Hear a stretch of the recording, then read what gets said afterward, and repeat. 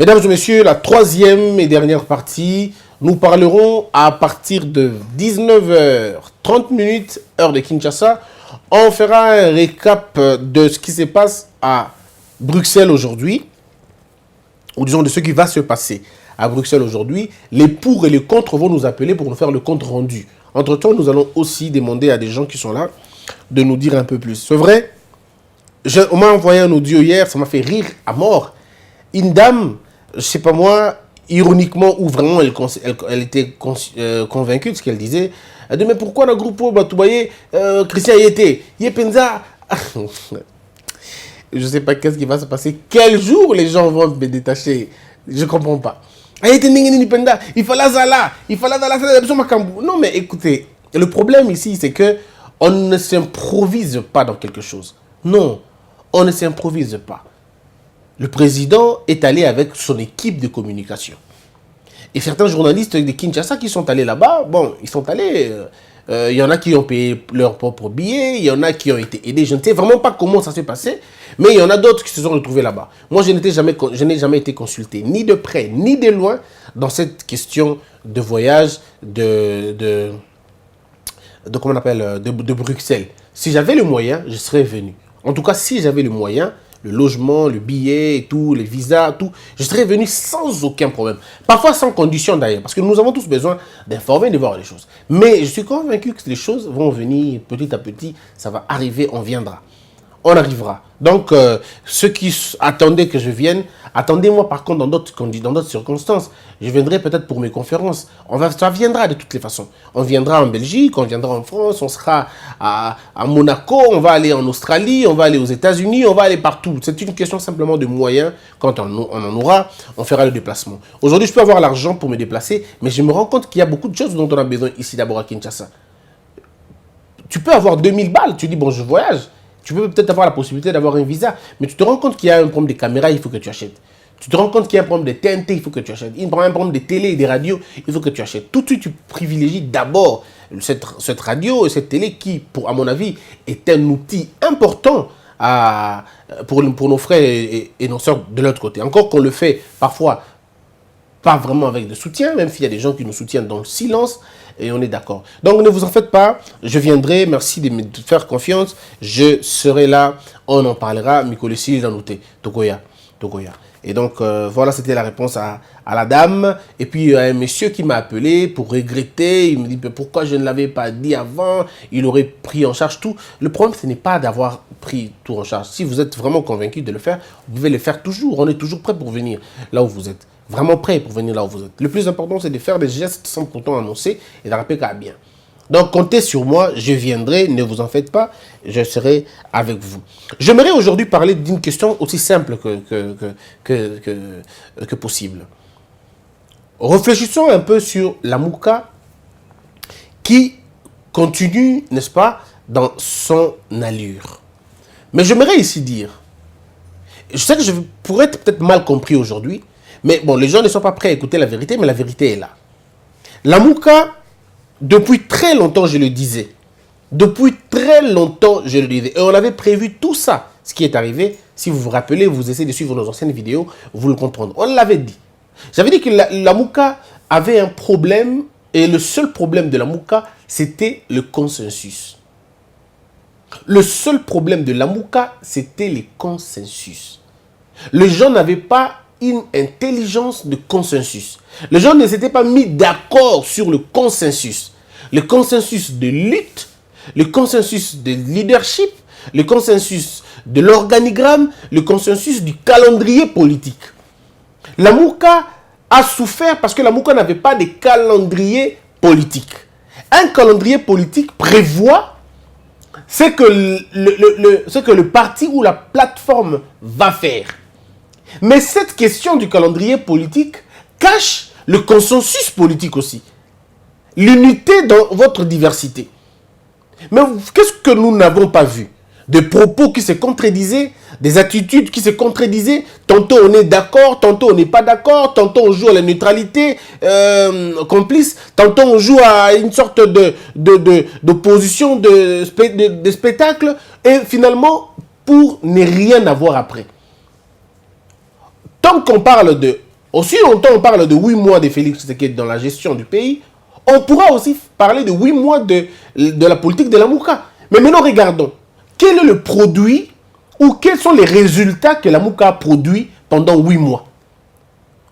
Qu'est-ce que Lamuka a obtenu pendant 8 mois de luttes et de conquêtes? Qu'est-ce que Lamuka a obtenu?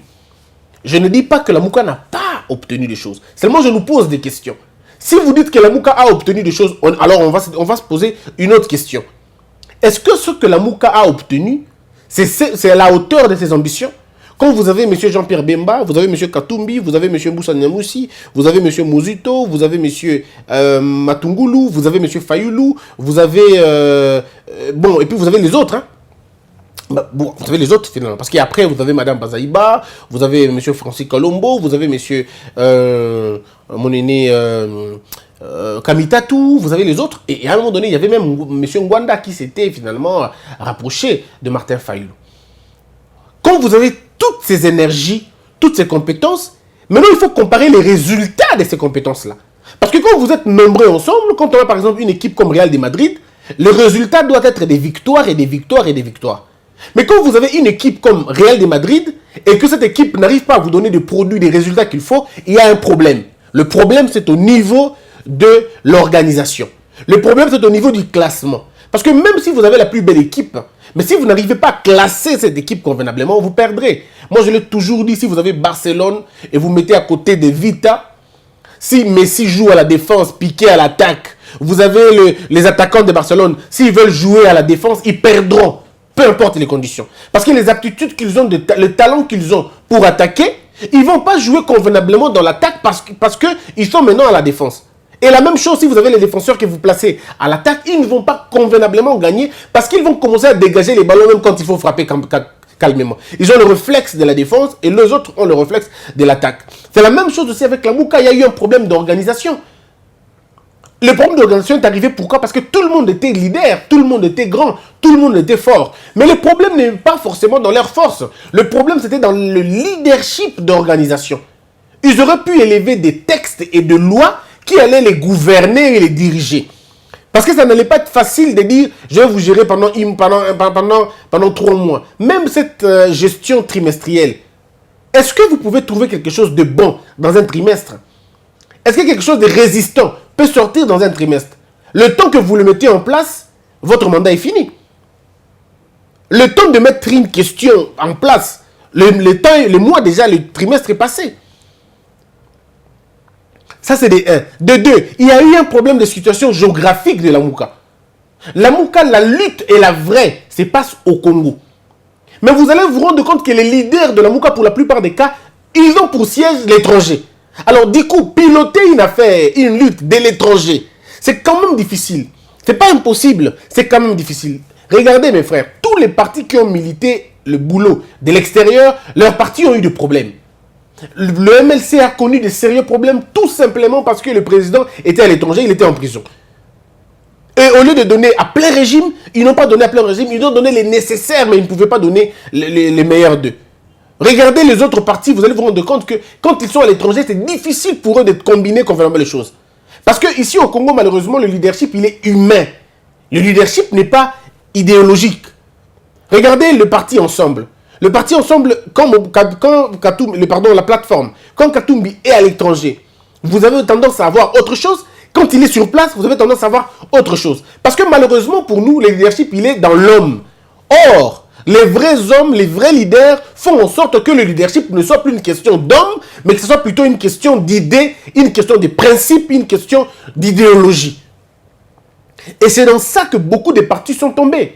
Mais malheureusement, les gens ne veulent pas regarder la vérité, les gens ne veulent pas trouver les raisons de leurs erreurs dans leurs propres choses, ils vont aller voir ailleurs pour dire non, c'est l'autre, c'est l'autre, c'est l'autre. Pourtant, généralement, 90% de ce que nous commettons comme faute, c'est nous-mêmes d'abord, notre mauvaise manière d'apprécier les choses, notre mauvaise lecture, notre précipitation, parfois notre égoïsme, parfois notre négligence, parfois notre incapacité de voir l'avenir. Donc il y a beaucoup de choses, beaucoup de raisons qui font en sorte que nous puissions échouer. Mais comme l'homme est toujours réfractaire et que l'homme est toujours tendance à accuser l'autre, nous regardons dans l'autre ce qui est en réalité en nous.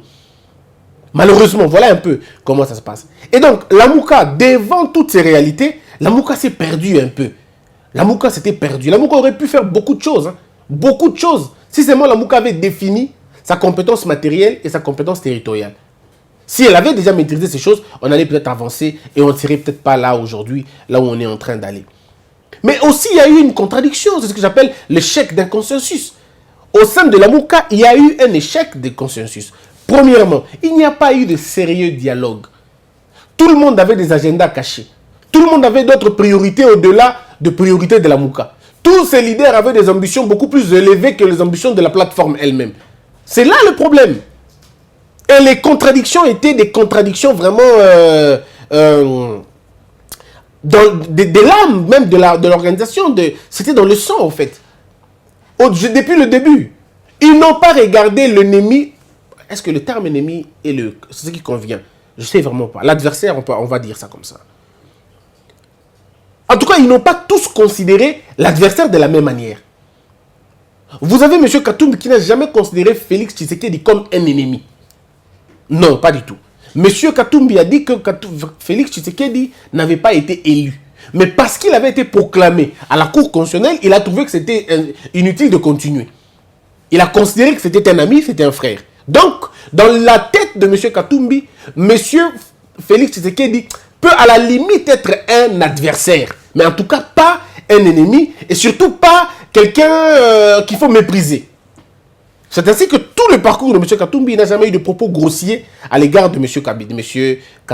Félix. Mais là, c'est une faute dans une plateforme. Parce que dans une plateforme politique, vous devez avoir une même idée, des mêmes propos, une même vision sur l'adversaire. Parce que si vous n'avez pas ça, vous fragilisez. Il y a des maillons qui sont faibles dans la chaîne. Et la chaîne ne se coupe que là où les maillons sont faibles. Là où il y a une rigidité prouvée, la chaîne ne se casse pas. La chaîne se casse toujours là où les maillons sont assez faibles.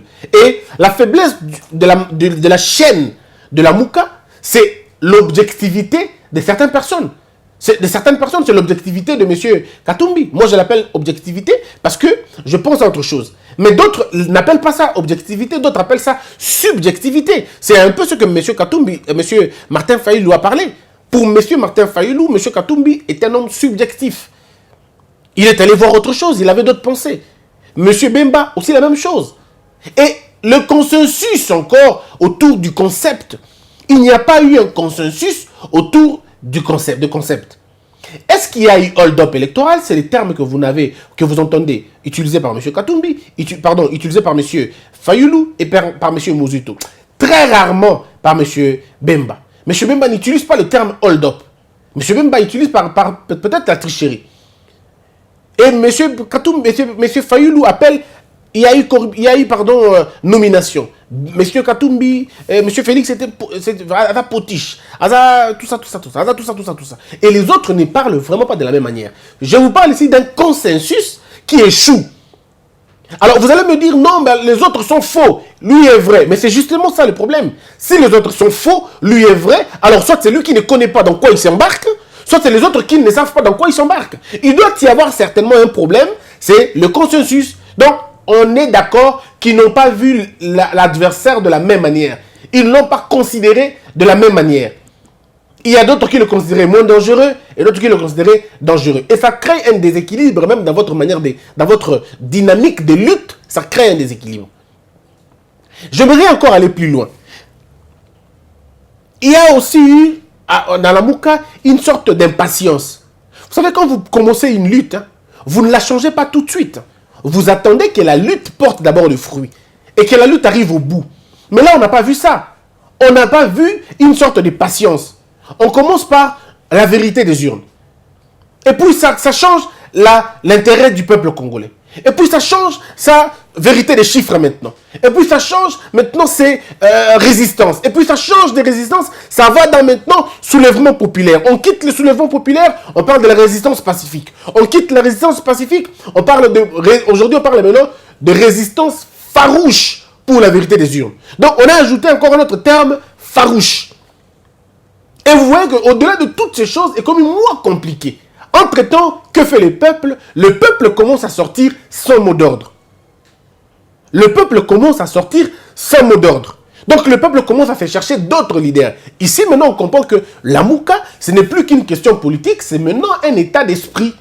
Et quand je dis un état d'esprit, ce n'est pas un état d'esprit dicté par qui que ce soit. C'est maintenant une prise de conscience personnelle. C'est des gens qui se disent, non, non, on va plus suivre les Bango. Et comme ils disent, nous ne voulons plus de Félix Tshisekedi en Belgique, on ne veut plus de lui, on ne veut plus de lui. Mais ce n'est plus une question de mot d'ordre maintenant. Or, dans une famille politique, lorsque le peuple commence à descendre sans votre mot d'ordre, c'est déjà une preuve de déchéance politique que vous avez. Ça veut dire que vous ne contrôlez plus la masse.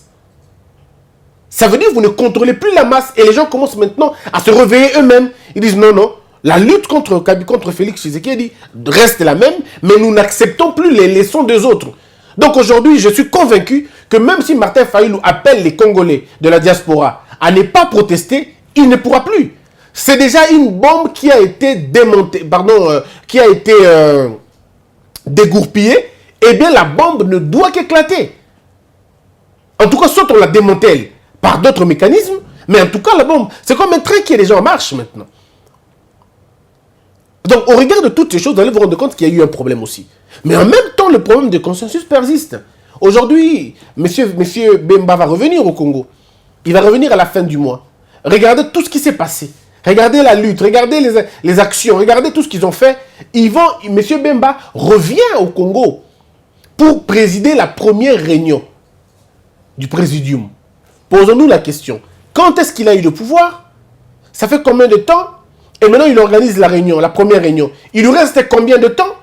Donc, il peut avoir comme ça 2 ou 3 réunions seulement, et puis c'est fini. Bon, quand est-ce que vous mettez en place une procédure? Est-ce que vous avez évalué le trimestre de M.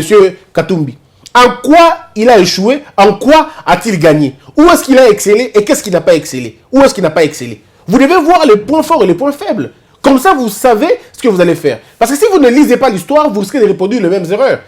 Et puis après, vous allez vous rendre compte que quand ce sera le tour de M. Mouzito ou le tour de M. Martin Fayulu, vous allez vous rendre compte qu'il y aura d'autres actions qui vont être menées. Aujourd'hui, M. Fayulu a une autre dynamique maintenant. Cette dynamique, ce n'est pas qu'elle est contre la Mouka. Non, c'est la même dynamique, mais une dynamique beaucoup plus ouverte maintenant. Il faut aller faire la résistance contre la corruption, contre tout ça. Et on fait autre chose maintenant.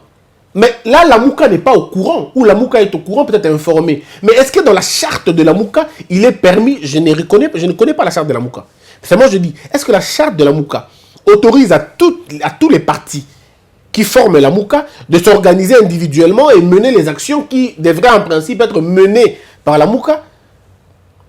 Donc, devant toutes ces questions, on essaie simplement de voir vers où la Mouka va.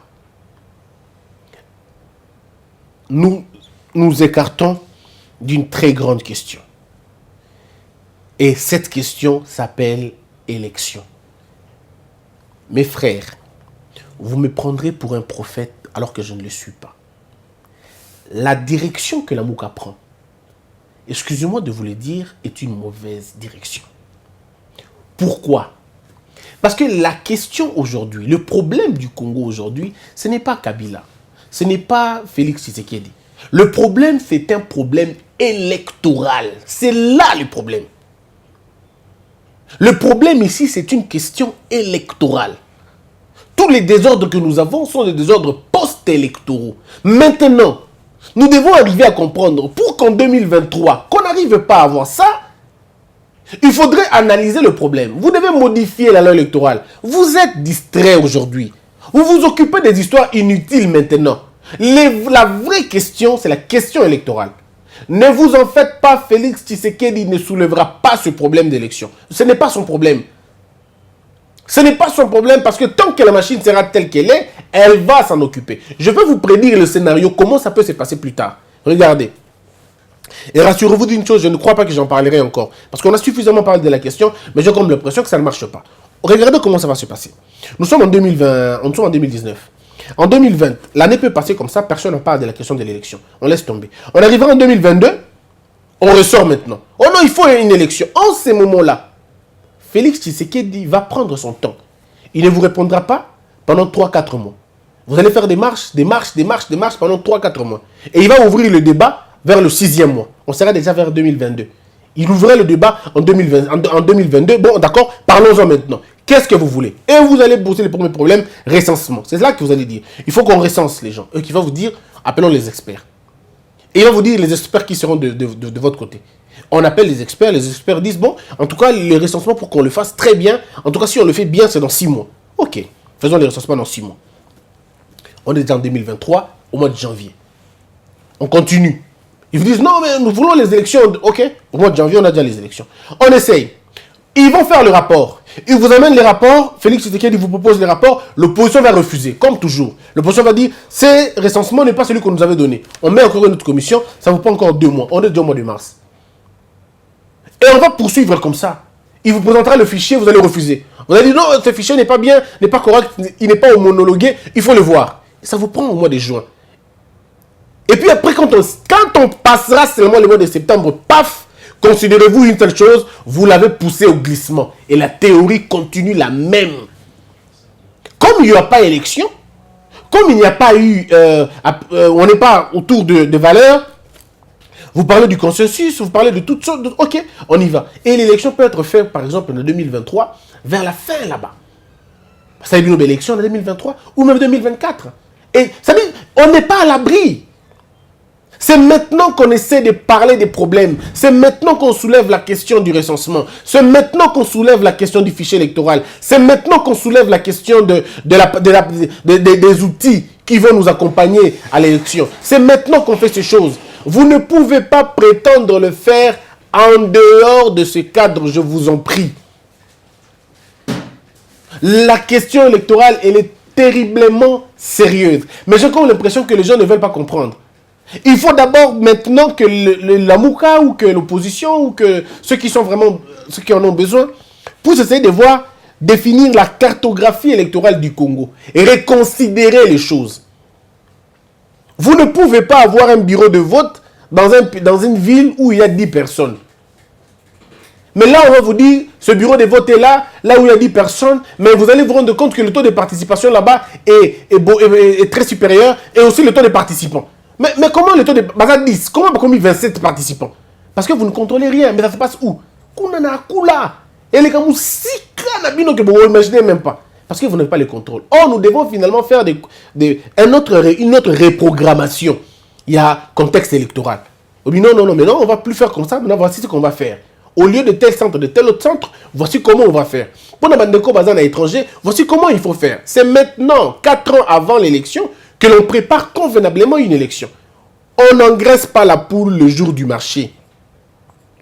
On ne prend pas de très bonnes décisions devant, quand il faut tout ça, et ça va compliquer. Voilà un peu mon point de vue sur la question.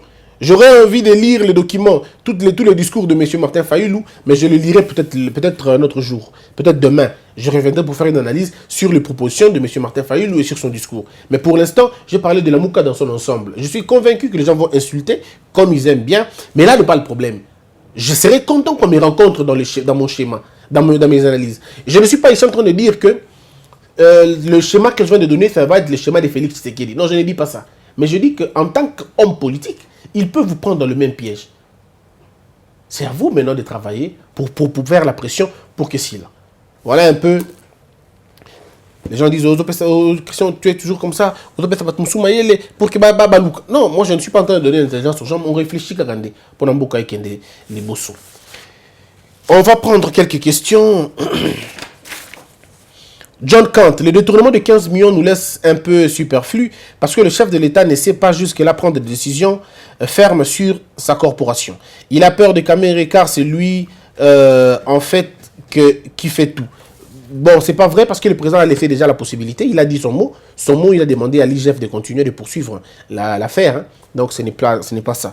Dibanga Michel, lorsque Vital Kamerhe a quitté Kabila, le PPRD nous disait toujours que c'était un monsieur mal intentionné et on ne le croyait pas. Aujourd'hui qu'il est dévoilé, sa place n'est pas dans la liberté commune, mais en prison. Mais si nous voulons la démocratie, ce n'est pas de cette façon qu'on va procéder.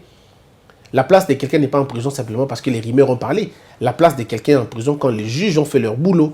Alors ne faisons pas le boulot du juge, laissons le juge travailler. Aimé Senda. Avec intelligence des caméras, si ces allégations étaient fausses, il allait déjà se prononcer. Mais son silence prouve combien de fois il détient l'argent du pays dans sa poche. C'est par contre vous qui ne l'avez pas lu. Monsieur Vital s'est prononcé. Monsieur Vital a accordé une interview de plus d'une heure au journal Jeune Afrique. Donc ne vous en faites pas, il a suffisamment parlé de la question et il a répondu sur la question. Bolembe Lita. Le vrai problème au Congo n'est pas un problème de corrupteurs ni corrompus. C'est notre justice qui est le vrai problème car elle n'inquiète jamais les détourneurs et non on se limite qu'à dénoncer. Didier Toumba. Il n'y a que des visages qui ont entouré Kabila qui se retrouvent encore autour de Félix, lui causeront les problèmes. Mais comment parlerons-nous du changement ou de la rupture? Il fallait que notre justice soit au moins dirigée par des hommes de haute probité morale comme des professeurs Mbata pour que le peuple ait confiance. Il incarne un esprit nouveau et une intelligence patriotique. Bestin Mboyela. Attendons voir le nouveau ministre de la Justice et qu'il va faire. Dans 3 mois, on pourra déjà avoir notre idée sur la question. Je rappelle qu'il s'est plaint aujourd'hui qu'il a été victime d'une tentative d'assassinat. Il se raconte dans le média qu'on aurait... il a frôlé la mort en tout cas. Mais on va essayer de lire les dossiers et vous le dire. Seba Hervé. La dérive de Félix pour les 5 ans de son premier mandat sera du fait qu'il n'a pas songé au cerveau de l'UDPS comme Mbata, qu'il revoit sa façon de recruter car sa vie politique en dépend. Je dois rappeler aussi que c'est 5 ans de mandat. Et là, nous ne sommes qu'à 8 mois de mandat. On ne peut peut-être pas juger quelqu'un sur sa capacité de gérer pendant 8 mois seulement. Je rappelle aux Congolais une chose. Un mandat a un début, il a un milieu et puis il a une fin. Alors, ne jugez toujours pas par rapport au début. Attendons peut-être pas. Au milieu, ça peut changer. Et à la fin, ça peut toujours changer. Au début, on récompense les gens et puis après, on construit. Généralement, c'est la conception africaine que je ne partage pas malheureusement. Steve Amissi, le peuple est prêt à suivre le pas des dirigeants incorruptibles et ce même peuple est prêt à se lancer dans la corruption plus que celle des autres dirigeants. Donc le changement de mentalité est une vaste champ de bataille pour Félix Tshisekedi. Okito Mbanzu, Minembo a connu des problèmes parce que le chef coutumier qu'avait nommé Rouberoi n'était pas le fils du sol. Aujourd'hui, il veut reprendre encore une fois en nommant le petit frère du même chef coutumier rejeté jadis. Francine Ngomia, on termine. Merci pour votre travail et félicitations à votre travail. Que Dieu ne cesse pas de vous assister et de vous bénir. Merci beaucoup, mesdames et messieurs, c'en est fini pour aujourd'hui. Abonnez-vous très massivement, portez-vous bien. Que la peur quitte nos esprits et que Dieu bénisse la RDC.